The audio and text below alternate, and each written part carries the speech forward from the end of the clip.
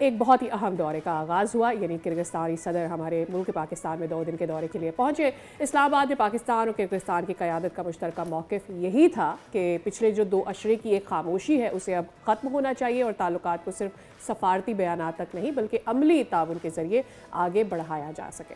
वज़ीर आज़म शहबाज शरीफ और सदर सादिर ज़ापारोफ के दरमियान होने वाली इस मुलाकात में तिजारत, तवानाई, दिफा, तालीम, रसाई और सकाफ़ती तबादले वो बड़े एरियाज थे जिन पर दोनों ममालिक ने तवज्जो मरकूज़ की।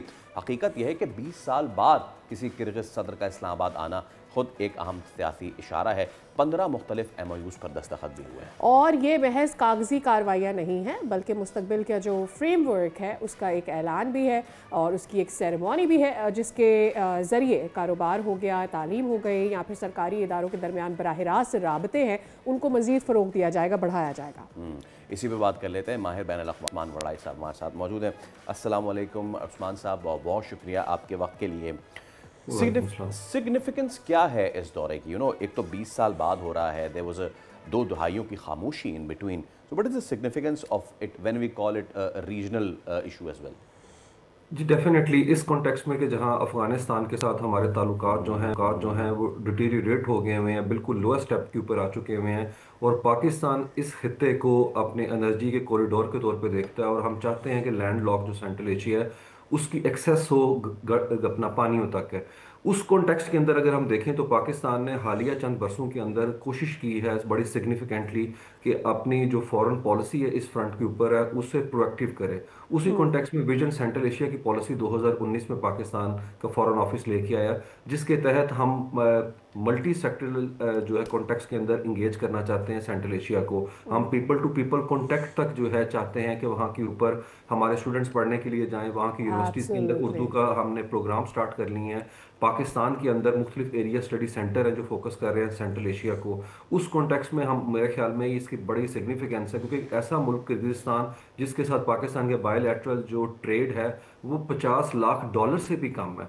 मेरे ख्याल में हमने हमेशा वेस्ट पे ओवर रिलाई करके अपने पड़ोस के अंदर जो है ये सारा रूट और वहाँ के ऊपर जो कि डिफेंस की हमारे ऊपर डिपेंडेंसी रखना चाहते हैं मुस्तकबिल में मुझे लगता है पाकिस्तान इस तरफ ज़्यादा तवज्जो देगा और उसके लिए जिस तरीके से अभी हालिया चंद महीनों के अंदर इंडिया ताजिकिस्तान से वाहिद उसकी जो मिलिट्री बेस थी उसने ख़त्म कर दी है। तो मेरे ख्याल में अफगानिस्तान का मैस अगर मैनेज होता है तो काबुल से तरक्की का रास्ता गुजर के जाएगा और पाकिस्तान टैप करना चाहता है इस यूरेशियन लैंड को और चाइना का BRI प्रोजेक्ट इन्हीं रूट से गुजर के जाता है और पाकिस्तान उसके बड़े फ्लैगशिप मनसूबे CPEC का बड़ा कलीदी किरदार है। तो मेरे ख्याल में people to people contact defence sector के अंदर, एनर्जी सेक्टर में और जो पॉलिटिकली इंगेजमेंट है ये पाकिस्तान के लिए आने वाले वक्तों में इसके डिविडेंड्स हमारे सामने आएंगे और ये बड़ी कीमती और बड़ी खास पेशरफ्त है एक ऐसे वक्त में जहां पाकिस्तान रशिया के हवाले से भी किसी तरीके का महाज खड़ा नहीं कर रहा और हमने हालिया बरसों के अंदर रशिया से मुतालिक अपनी फॉरेन पॉलिसी को ऑल टुगेदर शिफ्ट करके चेंज कर दिया है। हम यूनाइटेड नेशन में उन्हें कन्फ्रंट नहीं करते, यूक्रेन की करारदाद में रायशुमारी का पार्ट नहीं बनते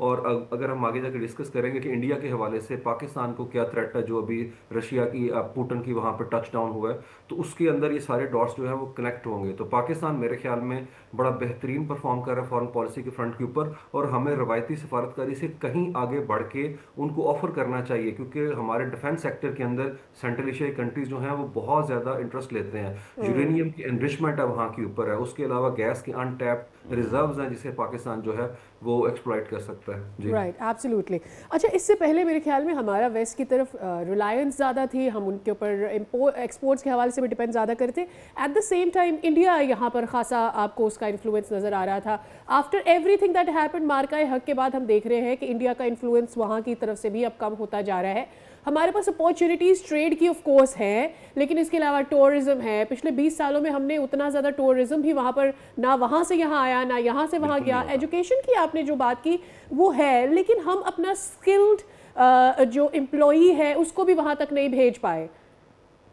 जी उसकी बड़ी रीज़न ये है प्रायोरिटाइज, जैसे मैंने कहा ना पाकिस्तान के जो फॉरेन पॉलिसी का फ्रंट था उसमें पाकिस्तान ने प्रायोरिटी कभी दी नहीं इस रीजन को है। हम हमेशा अपने डिप्लोमेट्स जिन्हें खुटे लाइन लगाना होता है, जिन्हें फेंकना होता है, उन्हें लगा देते थे सेंट्रल एशिया के अंदर कि वो वहाँ पे चले जाएं। दूसरा बड़ा काम जो पाकिस्तान के वहाँ पे एम्बेसीज जो हैं उन्होंने नहीं किया, उन्होंने हमारा पाकिस्तान का फॉरेन ऑफिस के अंदर बाकायदा तौर पर पब्लिक डिप्लोमेसी का डिवीजन है जो उस तरीके से परफॉर्म नहीं करता when it comes to Central Asia. तो वहाँ पे जो सकाफती दौरे होने थे, अगर मैं आपको बता पाऊँ कि वहाँ पे उज़्बेकिस्तान के अंदर उर्दू का जो सेंटर है यूनिवर्सिटी में उनकी पब्लिक सेक्टर की 2010 से बना है, but they have never travelled to Pakistan, but they have been to India many many times. तो मेरे ख्याल में पाकिस्तान को इस साइड को भी देखना चाहिए कि हमें सकाफत के कॉन्टेक्स्ट के अंदर सिर्फ जुबानी बातें नहीं करनी चाहिए, हमें कॉन्शियस एफर्ट करनी चाहिए। हमने कभी नहीं देखा सेंट्रल एशिया के किसी कंट्री का यहाँ पे दिन मनाया गया हो और कोई मीडिया से रिलेटेड टाइज नहीं है। एकेडमिक फ्रंट के अंदर सिर्फ हमने वहाँ पे मेडिकल के स्टूडेंट्स भेजे हैं। तो मेरे ख्याल में जॉइंट वेंचर्स करने की बड़ी गुंजाइश है, वहाँ पे एक्सचेंज प्रोग्राम्स होने चाहिए कल्चरल। तो ये चीज़ें अपना ल्योर करती हैं, वहाँ पे हम इंगेज कर सकते हैं बिजनेस कम्युनिटी को पाकिस्तान के हवाले से। And you know what Usman साहब, जो आपने बात की ना, इससे मुझे back in 2010 I remember one of my personal experiences, I was with some other channel. वहाँ पे उस वक्त जो उज़्बेकिस्तान है, which is again neighbouring country, वो they were inviting people from Pakistan कि आप आइए और हमारा वहाँ नेशनल डे है। और सो वहाँ से गालबन शायद एक चाह थी, लेकिन यहाँ से उसको मटेरियलाइज नहीं किया गया। ये एक लैकिंग ज़रूर रही है हमारे पार्ट पे।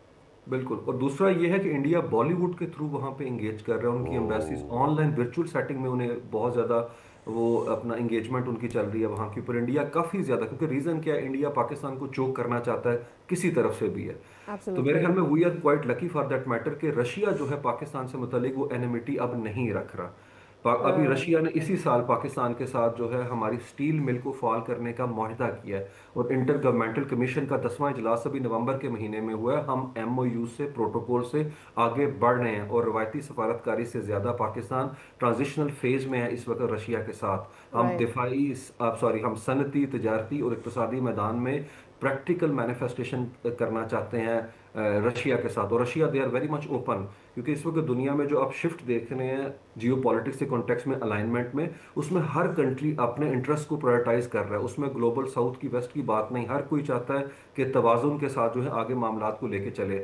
और रशिया को ये इदराक है मुकम्मल कि पाकिस्तान इस वक्त जिस तरह से 10 मई के बाद हुआ है अब एक बाय स्टैंडर्ड नहीं है, हम एक स्ट्रेटेजिक प्लेयर है, हम जिम्मेदाराना रोल प्ले करने की कैपेसिटी रखते हैं और विलिंगनेस है पाकिस्तान के कॉन्टेक्स्ट के अंदर है। तो मेरे ख्याल में अगर ये मामलात इसी तरह से आगे चलते हैं और पाकिस्तान को चाहिए कि इस पूरे फ्रेमवर्क को इंगेज करे, हर टियर के ऊपर इंगेज करे सेंट्रल एशिया को और उन्हें ऑफर करे, क्योंकि उनके लिए सबसे बड़ा एब्सोल्युटली। उस्मान वड़ाई साहब, it's very insightful to have you on the show.